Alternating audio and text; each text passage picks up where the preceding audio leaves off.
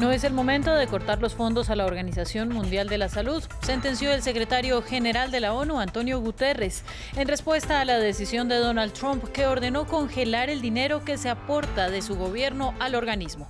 Washington es el principal donante de la OMS con unos $400 millones al año.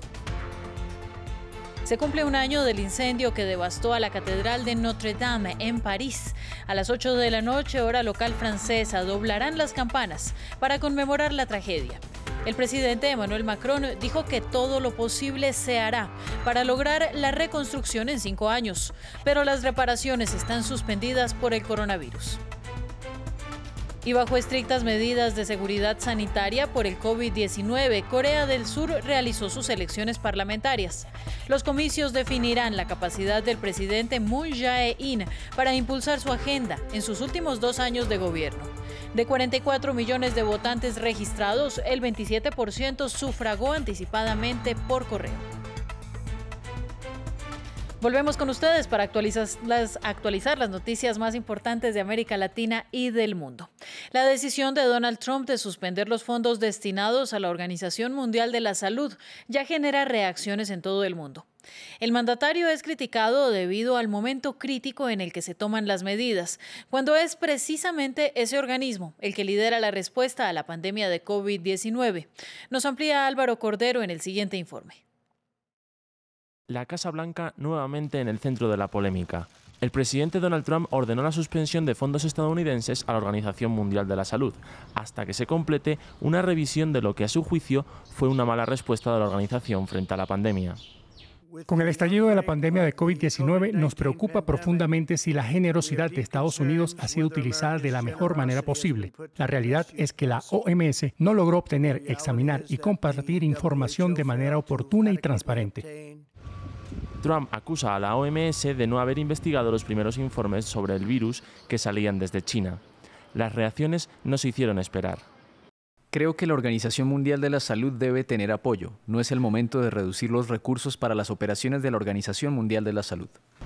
China también se opuso a la decisión. China está seriamente preocupada por el anuncio de Estados Unidos de suspender los fondos para la Organización Mundial de la Salud. La situación actual por la pandemia mundial es mala. Esta decisión debilitará las capacidades de la OMS y socavará la cooperación internacional contra la pandemia.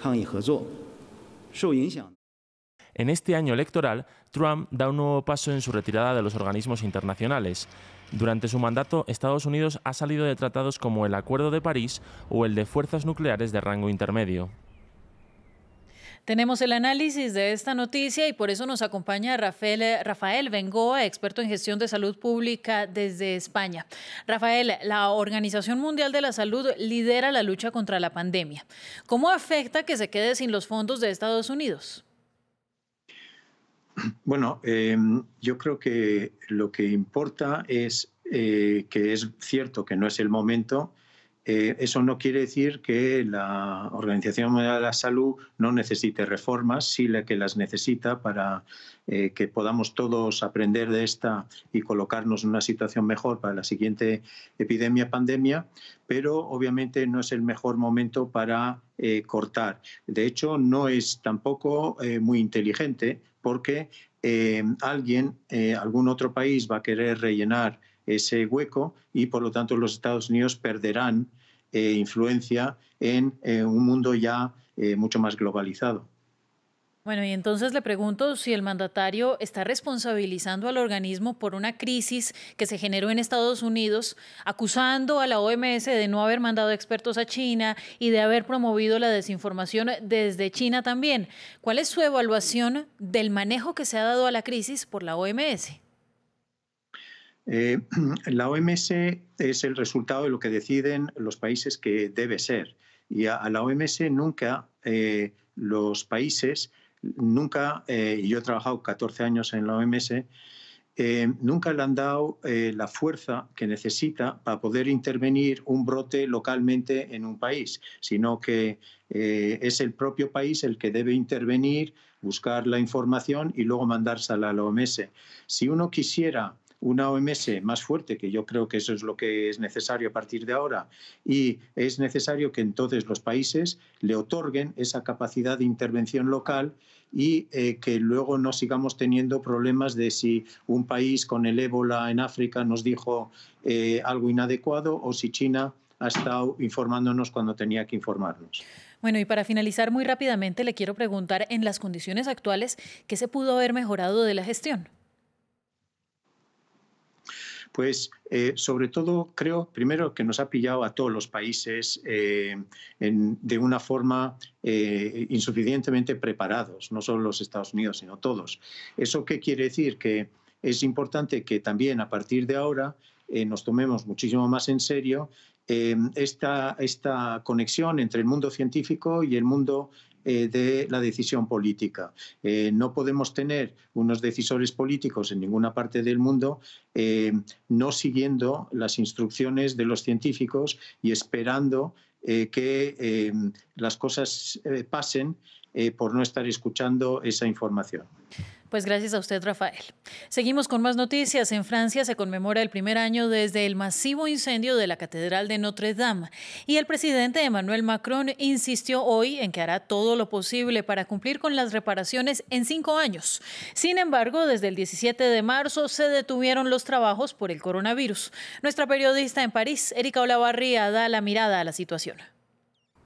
Las campanas de Notre Dame no sonaron esta Semana Santa, tampoco se escucha el ruido habitual de los trabajos de reconstrucción, pues estos se detuvieron el 17 de marzo, al comienzo de la cuarentena y algunos días antes de sacar los andamios y de que se reabriera la explanada a turistas y fieles. El presidente Emmanuel Macron prometió reabrir Notre Dame en 2024. La pregunta ahora es saber si esa fecha puede ser mantenida. Eso no quiere decir que los trabajos vayan a estar terminados en el 2024. Quiere decir simplemente que habrá sido hecha nuevamente la bóveda, la estructura, que el techo estará puesto. Pero todo lo que es decoración, piedras, gárgolas, la aguja, la cabecera, eso tomará más de 5 años. En lo que respecta a los trabajos de reconstrucción, solo la estructura ha sido casi totalmente consolidada. Lo que viene es incierto, excepto que este edificio, que ha acompañado por más de 850 años a los parisinos, hará sonar sus campanas el día en que se levante el confinamiento. La tragedia de Notre Dame y su cierre temporal tocó de cerca a la comunidad latinoamericana de París. Precisamente vamos a ver el informe de Erika Olavarría. Cuando hace un año la Catedral de Notre Dame y todo su techo o bosque ardían en llamas, una parte de la comunidad latina en París estaba especialmente preocupada. Los venezolanos, empujados por Elvia Martínez, habían conseguido 7 meses antes del siniestro autorización para poner una imagen de la Virgen de Coromoto, la patrona del país, en la capilla latinoamericana de la Catedral parisina.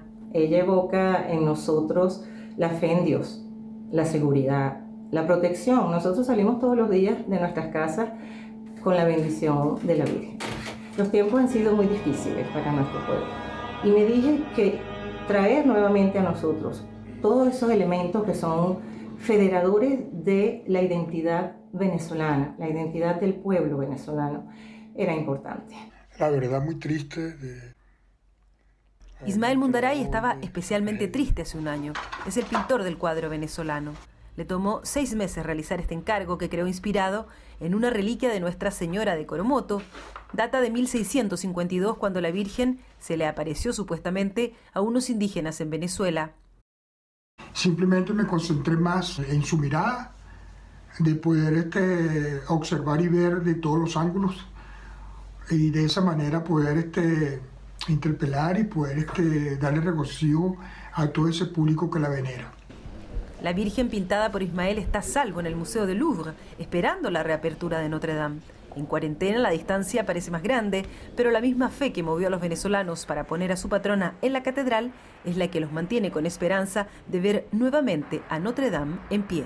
El presidente Emmanuel Macron prometió reabrir Notre Dame de aquí al año 2024. La gran duda es saber si con la pausa en los trabajos esta fecha puede ser mantenida. Los surcoreanos votaron en elecciones parlamentarias, de las primeras en realizarse en estado de pandemia por el coronavirus. Máscaras y guantes de plástico fueron parte de las estrictas medidas de seguridad. Alrededor de 14.000 centros electorales abrieron con controles de temperatura a los ciudadanos, que debían usar desinfectante y mantener una distancia de 1 metro entre ellos. De los 44 millones de convocados a las urnas, casi el 27% participaron en una votación anticipada el pasado fin de semana. Además, unos 2.800 pacientes con coronavirus votaron en centros especiales y más de 13.000 personas en cuarentena pudieron sufragar después de las 6 de la tarde. Desde Seúl veamos el informe de Andrés Sánchez. Corea del Sur ha celebrado hoy elecciones legislativas entre estrictas medidas sanitarias para evitar nuevos contagios de coronavirus. Para poder votar hoy, la gente ha tenido que llevar obligatoriamente máscaras para ir a los centros de votación, donde han tenido que dejar que les tomen la temperatura, han tenido que lavarse las manos con alcohol y han tenido que ponerse guantes desechables de plástico para poder votar.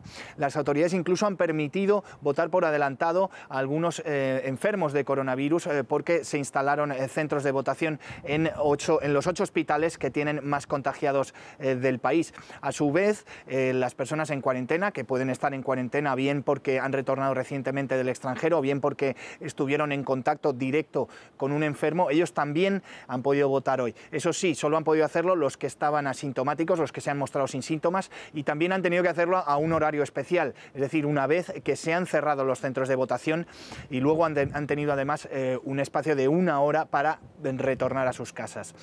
Ante todo, la situación que ha permitido que Corea del Sur renueve los 300 escaños de su Parlamento en una votación a escala nacional es que el número de contagios diarios está muy estabilizado en los últimos días. En la última semana, de hecho, el número de nuevas infecciones diarias está en torno a 30. Muchos de ellos además son casos importados y además el 75% de los casi 10.600 contagiados de coronavirus en el país está ya curado. De esta manera, estas elecciones se ven un poco como un referéndum para valorar la gestión que ha hecho el gobierno liberal del presidente Moon Jae-in de esta crisis del coronavirus. Y cerramos con información deportiva. El Tour de Francia fue aplazado 2 meses de su fecha prevista a causa de la pandemia de coronavirus. Para ampliar la información tenemos en el estudio a Leonardo Niño, cronista deportivo de nuestra redacción. Leonardo, bienvenido y empecemos hablando de esta noticia que desde ayer ya se rumoraba, pero hace poco más de 1 hora fue confirmada por los organizadores.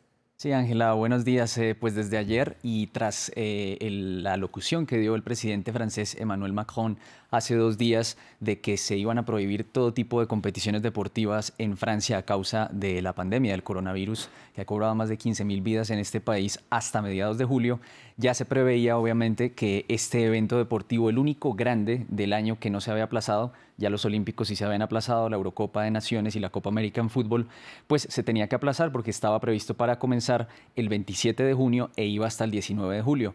Este año, de hecho, iba a comenzar un poco antes por la celebración de los Juegos Olímpicos. De esta manera, desde ayer se empezó a rumorar en los medios que este día miércoles la UCI, así como los organizadores del Tour de Francia, iban a hacer el anuncio oficial del aplazamiento de la carrera que, según lo que informaron, irá del 29 de agosto al 20 de septiembre.